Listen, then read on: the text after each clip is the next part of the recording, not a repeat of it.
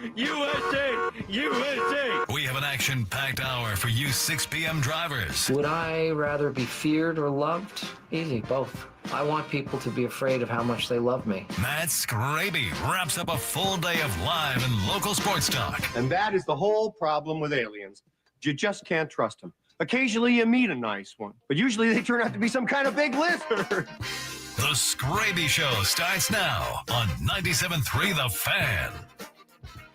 Hello and welcome into the Skraby Show for October 31st, 2025. I am Matt Skraby. Thanks so much for joining me tonight on Halloween, one of my favorite holidays of the year. But yes, I am not a big costume guy.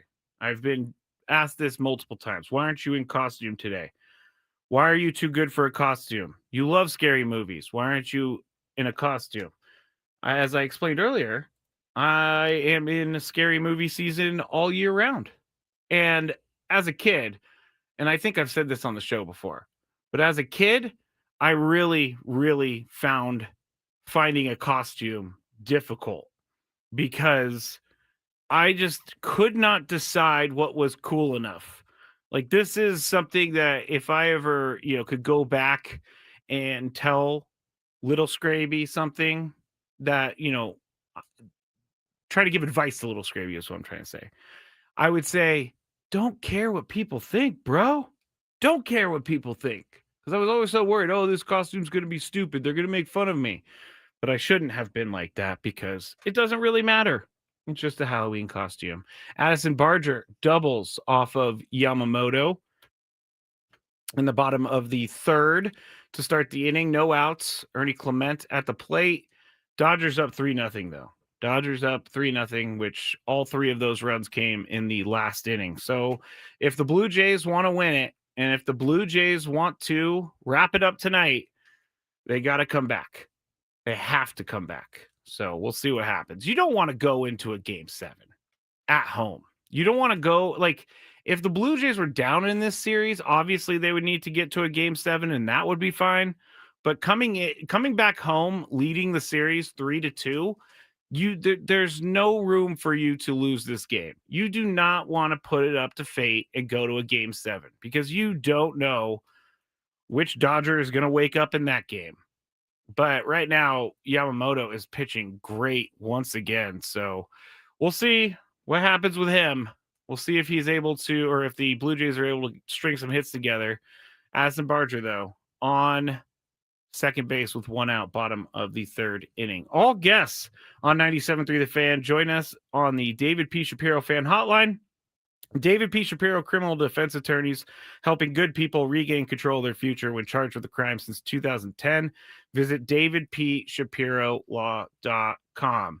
Now, I realize most people are outside doing their trick-or-treating stuff, doing their Halloween parties. I think Friday for a Halloween is amazing. I think that Halloween should just be every year on a Friday, like the last Friday of the month. But I understand that that's never going to happen. But it's fun. It's good to have Halloween on a Friday because then you just don't have to deal with work the next day. And I know that teachers, more importantly, are happy that they don't have to deal with the sugar high that all of the kids will have in their classrooms. My mom's been a teacher for a long, long, long time, and I know all about the sugar high in classrooms after Halloween.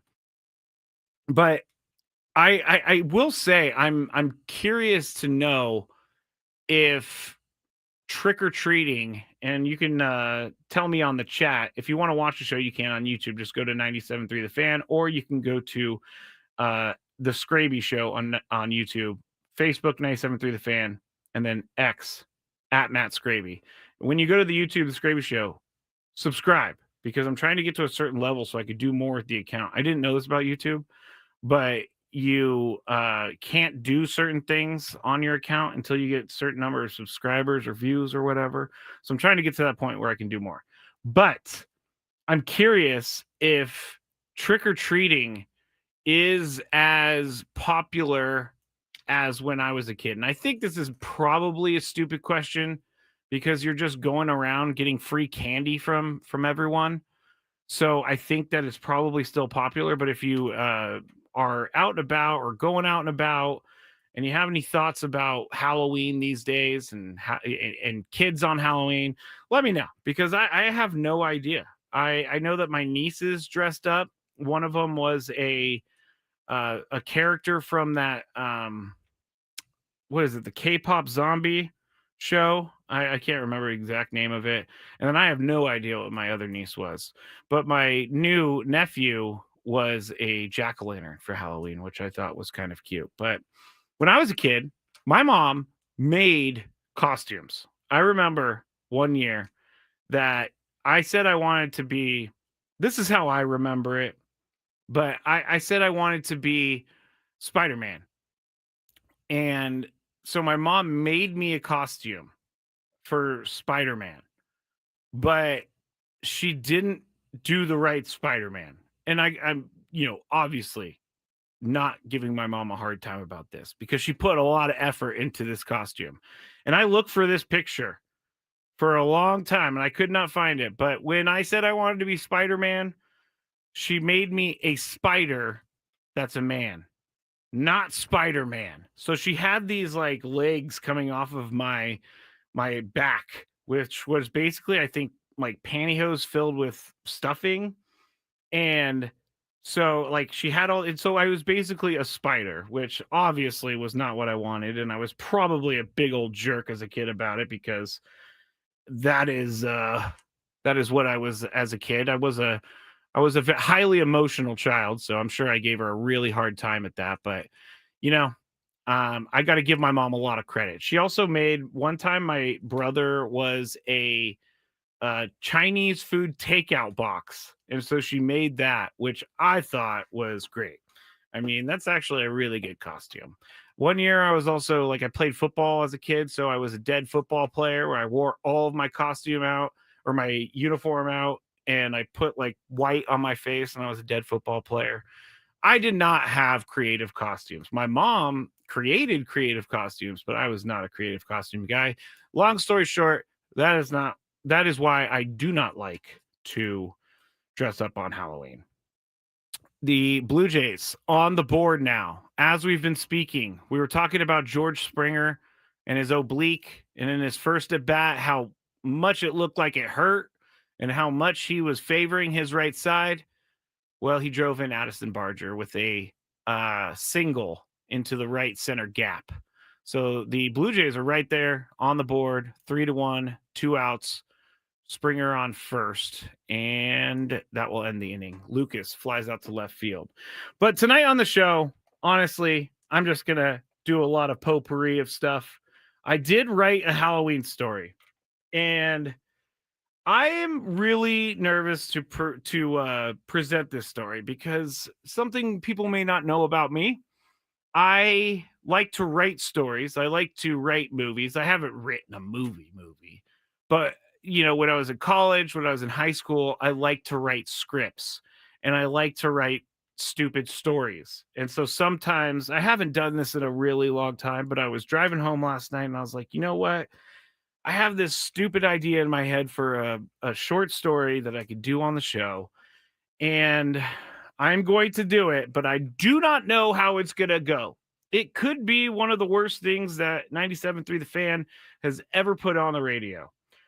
And it could be one of the best things that 97.3 The Fan has ever put on the radio. But I think it's going to lie somewhere in the middle. So if you don't have anywhere to go, if you want to hear a disaster or hear my story that may not be great and I'm already self-conscious about it, that's going to be next segment at 6:20. Let's see what the chat going on, right? Oh, K-pop Demon Hunters from Rico. Thank you, Rico. That's what my niece was. She was one of the characters from K-pop Demon Hunters, which is an insane premise for a show, but that is kind of funny to me. Katrina says, we've had like 3 groups of kids. There are tons of kids in the area. They all go to the full-size bar hood. Like, what? I don't understand that. I don't understand the selecting of the candies. When I was a kid, back in my day, I just had to go to the neighborhood that my parents took me. It wasn't like anyone was going to be giving out, full-size candy bars in my neighborhood. But it is, picking and choosing where you go just based on the candy size. Come on, kids. There are other people out there that want to give you candy too. I don't know why I'm freaking out on the kids out there. Katrina says it's a rich people area. Well, I guess it is the rich person area that would have the full-size candy bars. When I was little and I lived in the Bay Area, Mark McGuire lived really close to my grandparents. And so we would pass his house all the time as we would drive to my grandparents' house. And his house was like behind a gate and it was, further back. But I do know that he did let kids go and trick or treat. And I always wanted to go trick or treat at his house. And so maybe I'm kind of nullifying my own opinion about seeking out the houses with full size candy bars. But I heard back in the day that he gave out full size candy bars for Halloween. And I should have taking advantage of that. But no one ever took me to Mark McGuire's house. No one ever took me there. That is, a missed opportunity in my life. All right. The one thing I will say, and here's some sports. The one thing I will say about the World Series, I just want it to end because then the Padres can actually begin building for next season. And it's not just the symbolic end to the season. Most teams don't usually announce big things during the World Series. I've learned this over the years. It's kind of frowned upon to take the stage from the World Series. So I think that the Padres and here's just a complete conspiracy. But we've seen some managers being introduced this week. We've seen Tony Vitello from the Giants. He was hired. Blake Butera was hired by the Nationals. And then there was another hire that I'm blanking on right now. Derek Shelton of the Twins. So usually, you don't announce these things. But these were kind of small fish in the manager pond. So I think that they got away with announcing this because it was not that big of news. But if the Padres haven't announced theirs, and here's where the conspiracy comes in. If the Padres haven't announced a manager hire yet, are they waiting for the World Series to be over so that they can announce that Albert Pujols is going to be the manager of the team? That's my conspiracy, is that they are waiting for the World Series to be over so that they can break this news, because this news, if Albert Pujols was hired as manager of the Padres, this news would be massive. And if they were to announce it tomorrow morning and there is a game 7, all of a lot of, not all, but a lot of the talk on Monday or on Saturday would be about Albert Pujols being hired by the Padres. And that goes nationally, because I think that becomes a national story if he is hired by the Padres. And so that's where I'm get this World Series over with so that the Padres can move forward and start building for 2026. I think we are needed. That is needed. I am tired of speculating, and now, I'm going to be speculating all winter, but once they announce the managerial hire, things can go forward. So let's look for that soon. Let's I stopped there because Trevor said Fox got the guarantee of 7 from Manfred's office. So I guess we're going to go 7, according to Trevor, because, Fox paid for the World Series to broadcast it. They need 7 games. But anyway, I think maybe, possibly, conspiracy. They announce Albert Pujols after the World Series ends. All right, this is the Skraby Show. I'm Matt Skraby. When we get back, my Halloween story that I'm going to tell, it's about baseball. And I think people are going to think it's stupid and funny. So we'll do that when we get back here. 97.3 The Fan.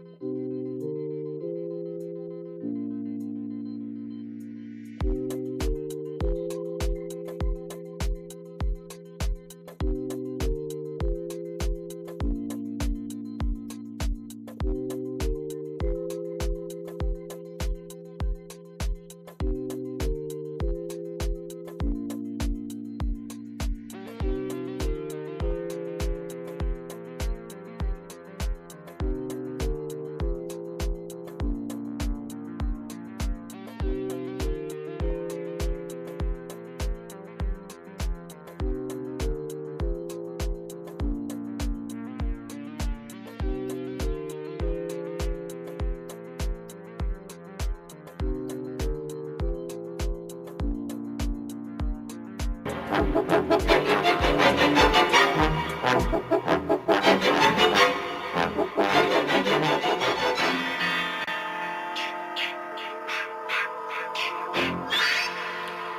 this is a theme from the original Friday the 13th. And it sounds more like Disney than anything. But I think I said this a few weeks ago. I watched the original Friday the 13th, and although a classic horror movie, it's not great.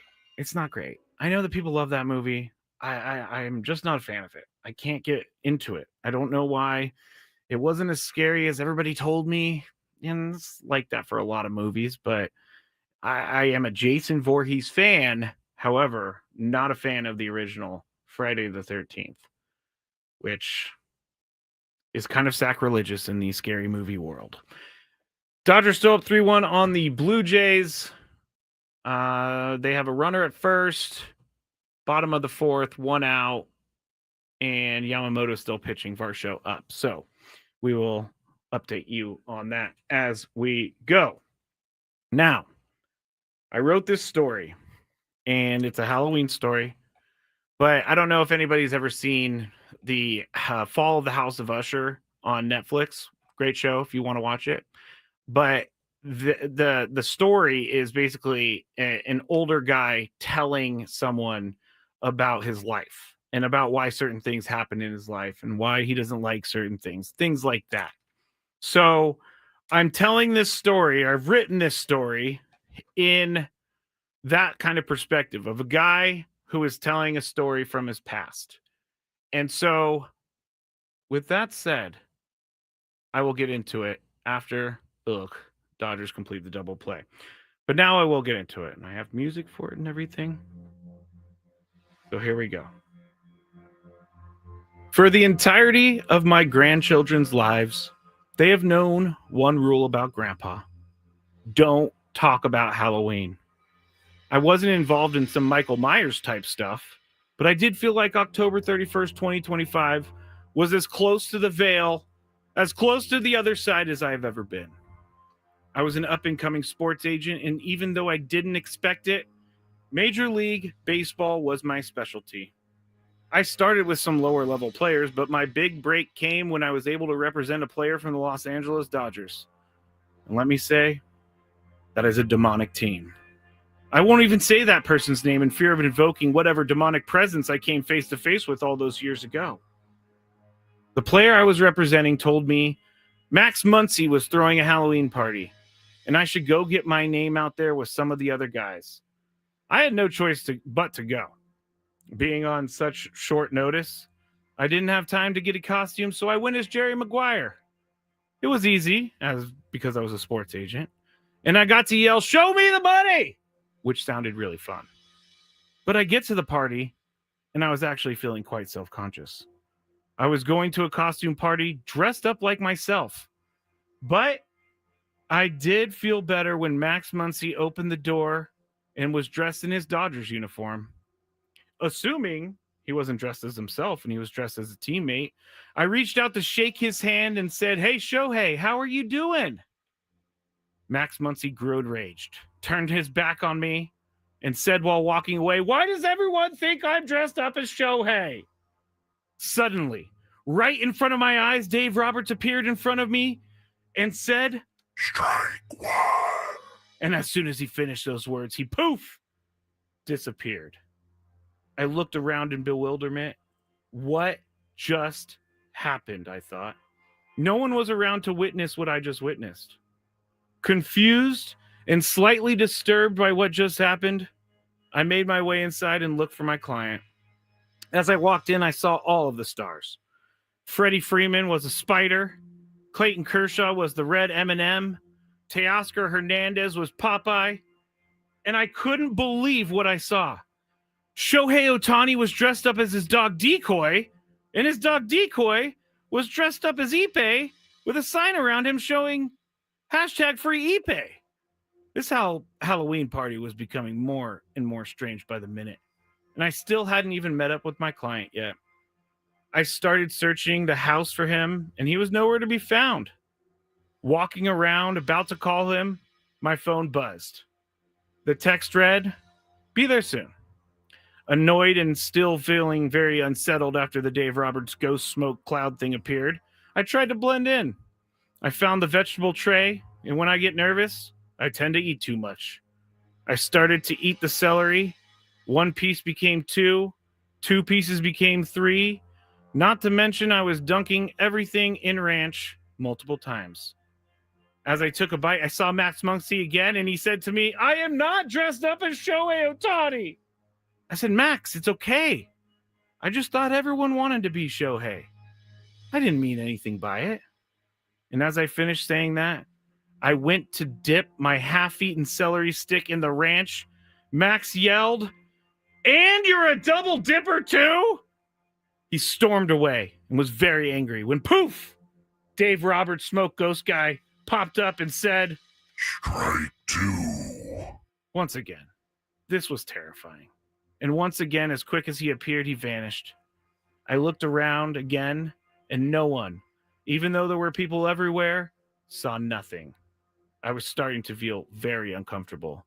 I could feel a cloud of darkness, some sort of mood-changing energy around me.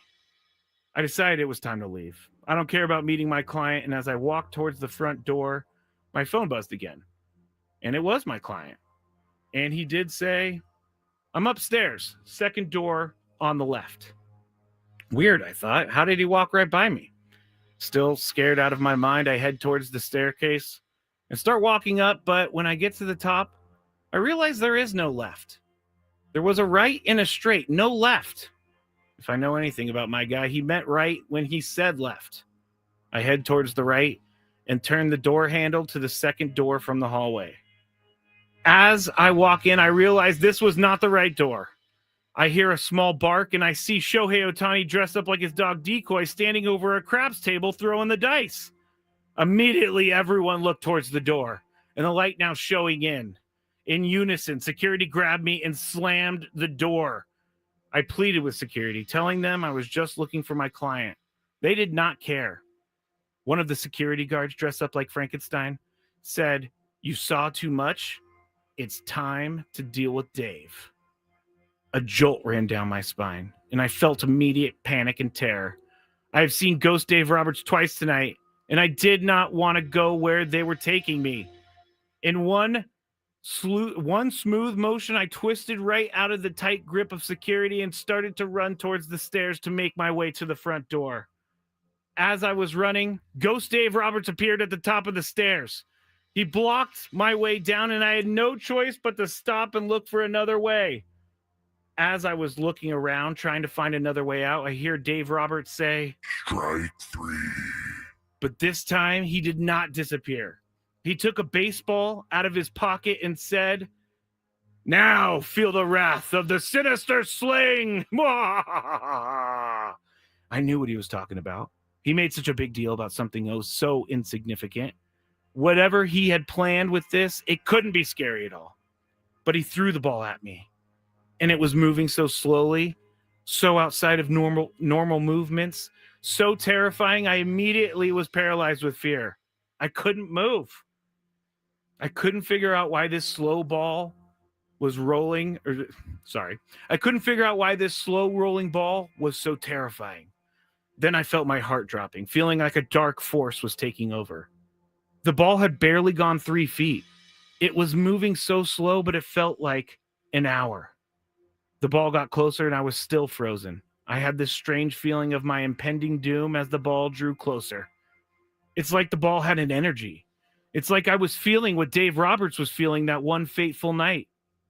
The ball was about a foot away from me, and I was sure I was going to die. I didn't understand it, but I felt it. This was it. I will die at the hand of Dave Roberts and the sinister sling.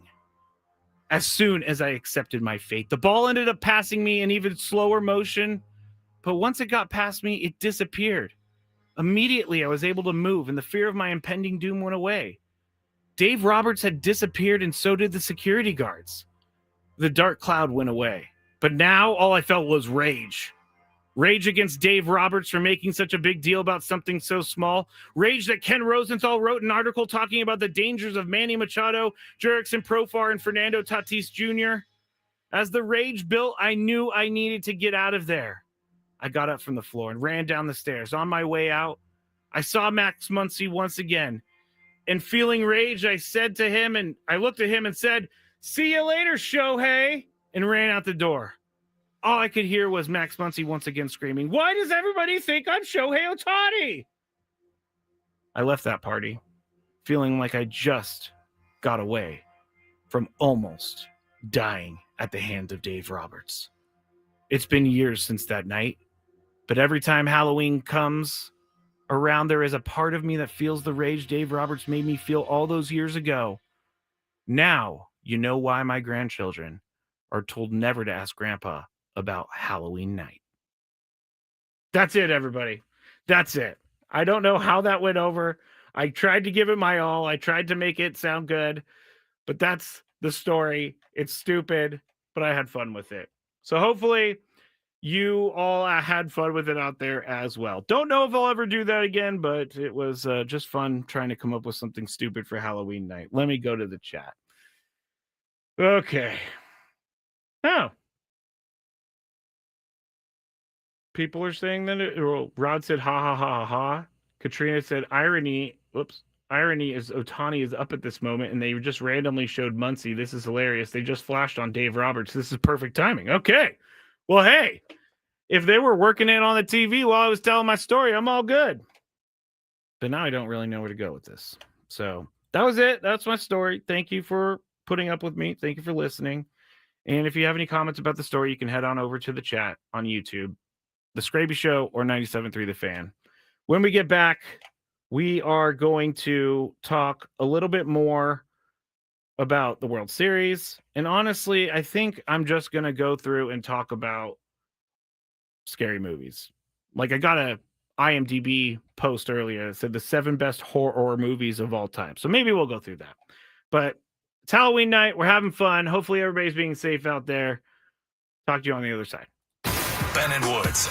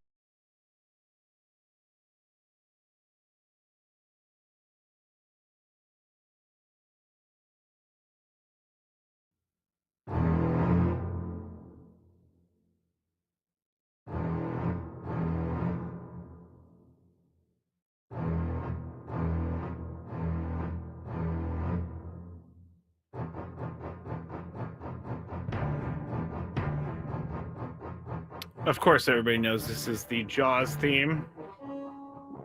I think it might be one of the most recognizable movie songs ever. I'm just making that up right now, but it does seem like everybody knows the Jaws theme. And I know that Jaws is considered a scary movie, which it is. I mean, big shark like that definitely is scary. I'm not a fan of that, but I wouldn't consider it a horror movie at all. I wouldn't. And the reason is because it's not set in that way. It's more of a monster movie than a horror movie. And for anybody who's listening for the first time, the reason I say horror is because if you say it too fast, it means something different on the radio, or it means something different out in life too. But definitely on the radio, people have thought I've said the other word many a time. So that's why I say horror. So I do not get into that sort of trouble once again. Ernie Clement on bass. Ernie Clement is making a name for himself in these playoffs. He's been everywhere. But the Dodgers, for as bad as they started, they picked it up. Mookie Betts, though, they ruled this a hit? Who is the scorer of this? Like, that was Mookie Betts was just moving to his left. It was easily in his glove, and it just popped out of his glove. I'm not sure why they ruled that a hit. There was another play earlier where Max Muncy just lifted a little bit on a ball to third. It was a high chopper, but he ended up just letting it go under his glove. And that was ruled a hit too. I don't know. There should be 2 errors on the Dodgers right now, but I'm not sure. I'm not sure that I'm not sure what the score is looking at. If you disagree with me, let me know. But back to Jaws. Yes, Jaws is not a scary. It's a scary movie, but it's not a horror movie. Like, I think that movies like 30 Days of Night, which we talked about the other day, love that movie. It has Josh Hartnett in it. Basically, what it is, in Barrow, Alaska. So, like, maybe one of the most northernmost points in the United States. It goes dark for like months at a time because it's so high up on the earth. And the premise of the movie is that these vampires end up going to this town because the sun doesn't come up for a long time. So if they go to this town, they don't have to worry about dealing with the sun, which is a really interesting premise. And these vampires go and they just destroy this town, and Josh Hartnett has to save the day. And it's a really good movie. I would recommend watching it. It's intense. And I've never seen the sequel to 30 Days of Night, but I've heard the sequel of 30 Days of Night is really good too. Here's a little fact about our station I don't know many people know. Our boss Adam and we talk about scary movies all the time. He loves scary movies. He's a huge 30 Days of Night fan. He is the one who actually told me that the sequel to 30 Days of Night was really good. So that's interesting. I would have never pegged Adam as a scary movie guy. I don't know why, but he loves it. We share a lot of similar interests in the scary movie realm. So that's always a fun conversation. But I have this list. Again, we are it's Halloween night. I'm having fun on a Friday. And I have a list of the top 7 horror movies ever made according to IMDb. So we're going to go through this real quick because I've been also doing some scary movie stuff throughout the month. But they say number 7 is A Nightmare on Elm Street, 1984. I do think that A Nightmare on Elm Street is a great movie. It is scary. Like, the idea that someone can attack you in your dreams or while you're asleep is extremely scary. The premise of Freddy Krueger is terrifying to me. And the movie was absolutely terrifying. And I remember when I first watched this movie, this was probably when I was, teenager. I did not want to go to sleep that night. And that's how you know it's a good scary movie, is when something from a movie makes you not want to go to sleep. And I did not want to go to sleep because I did not want to see Freddy Krueger in my dreams. That was scary. Even the story behind how Freddy Krueger was, made is a little creepy. Not even a little creepy. It's very creepy, but I'm not going to go into that right now. Now, number 6 on their list of scariest movies, according to IMDb, The Omen from 1976. Now, I've only seen this movie once, and it's like I like to watch those shows. There's a show on Shudder, which is a scary movie streaming app, and I watched this a long time ago, but they went through like the top 100 scary movies of all time, and everybody always says The Omen is in like the top 10. I thought The Omen was good, but I don't know if it's top 10. And maybe some of this has to do with when it came out, because some of these movies are just not scary 30, 40 years later. This was made in 1976, so we're almost at what, 50? No, yeah, we're almost at 50 years with this movie. It's scary, but it's not the scariest movie I've ever seen. Basically, what happens is they adopt a child, and this child is pretty much the Antichrist. So that's the quick synopsis on that. Number 5, Halloween, 1978. Love this movie. Watch this movie probably, I don't know, over 100 times. But I will say I like Halloween 2 more than Halloween 1. I think Halloween 2 is better just because Halloween 2 starts up right at the end of Halloween 1. So you don't have to wait for anything to happen, really. It just starts up right as things are happening. And I understand why people say Halloween 1's better. I remember talking to my mom about this, and she said when she was watching it back in back in the day in the 70s, it was very scary because the original name for Halloween would have been they wanted it to be the Babysitter Murders. And so any babysitter back in the day would think about this movie. So I understand why people were scared. But Halloween is scary to me because Michael Myers is the coolest, calmest, collected guy you could ever find in a scary movie villain. And Michael Myers still lives to this day.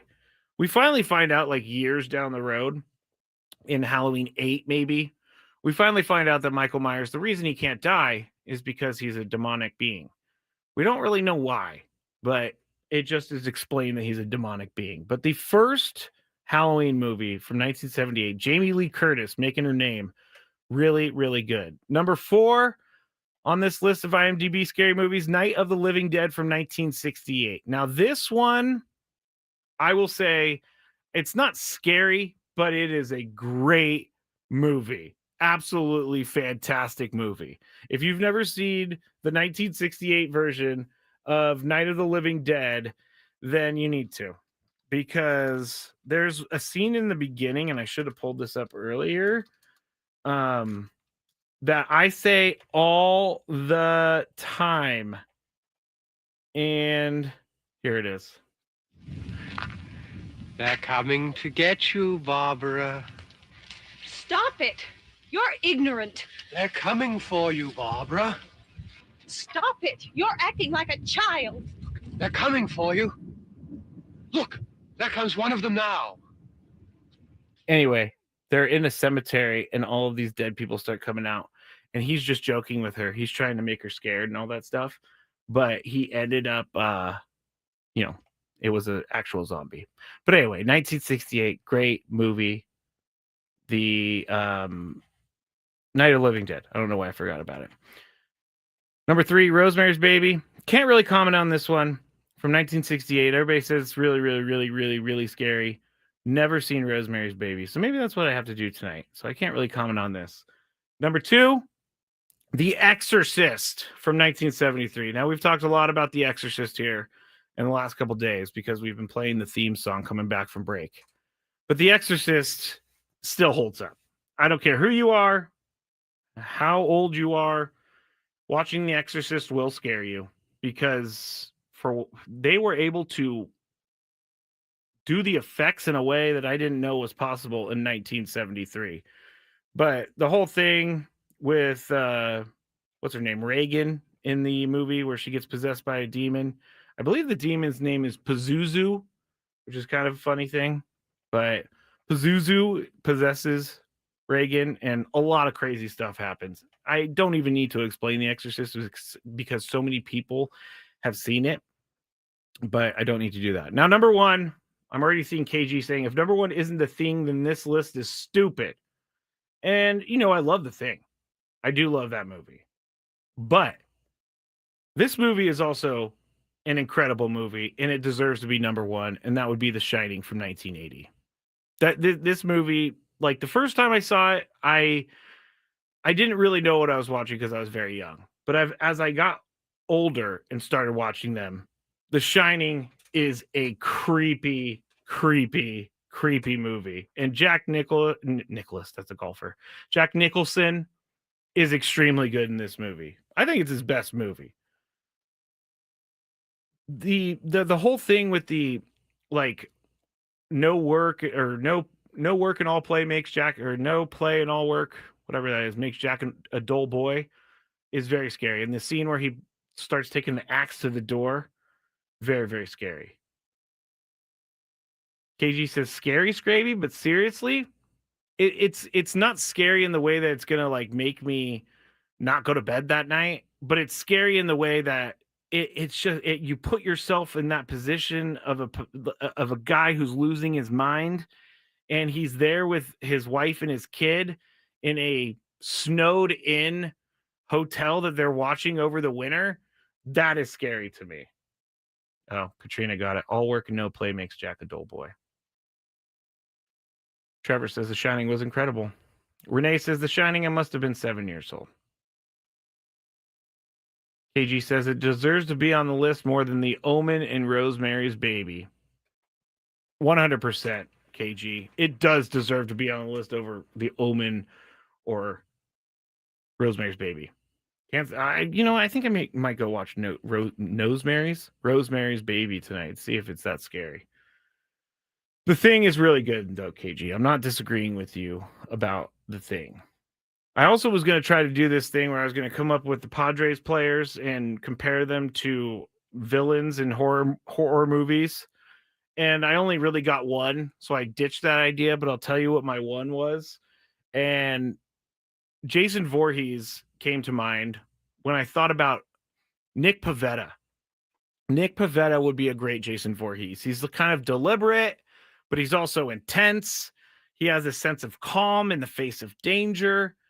Nick Pavetta pitching is the equivalent to Jason Voorhees walking around Camp Crystal Lake looking for someone to kill. So that's as far as I got on the whole Nick Pavetta thing, really. Or the if Padre players were horror movie villains. I couldn't really place anyone else. I don't really know why I couldn't place anyone else, but I couldn't. So that's why I stopped with that idea. World Series, bottom of the sixth, Dodgers 3, Blue Jays 1. Yamamoto still in this game. If I'm not mistaken, Yamamoto has not been replaced in a game since he's pitched back-to-back. I'm pretty sure he's pitched back-to-back complete games. I got to go confirm this before I go with it. And thank you for everyone who stuck around for the Halloween spectacular with the Skraby Show. I appreciate all of you. Seriously. I really do. Yamamoto, clicking that. Yes, he went, last two starts.